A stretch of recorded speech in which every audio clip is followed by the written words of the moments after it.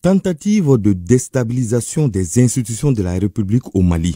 En toute discrétion, les services spécialisés déjouent une opération impliquant un groupuscule de militaires, de civils et un élément des services de renseignement français. Que s'est-il passé réellement? La France a envoyé au Mali un élément de la DGSE sous la couverture diplomatique. Son nom, Yann Christian Bernard Vézilier. Il est à Bamako depuis 1 an. Officiellement, il est deuxième secrétaire à l'ambassade de France, mais sa mission était tout autre. Les éléments de renseignement sur l'homme l'attestent. Yann Christian Bernard Vézilier avait pour mission de préparer et d'exécuter une opération de déstabilisation des institutions de la République. C'est ainsi qu'il a discrètement rencontré beaucoup d'acteurs politiques et de la société civile. Il commençait à fréquenter aussi plusieurs grains à Bamako pour sonder l'opinion sur la marche de la transition.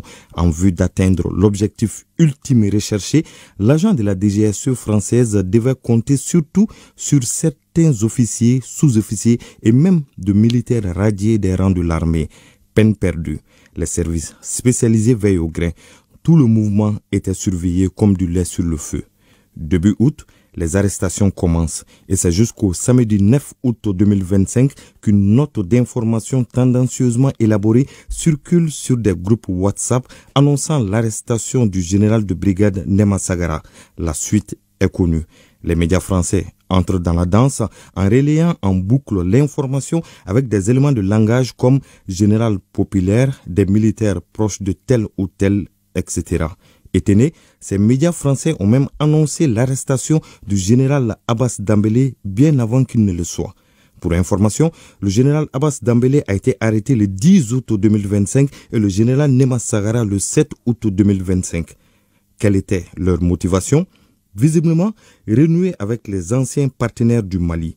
Pour cela, ils avaient tout un plan de mobilisation des politiques et de la société civile. Des actions étaient envisagées également en vue de saper le moral des troupes ou même créer le doute dans la chaîne de commandement.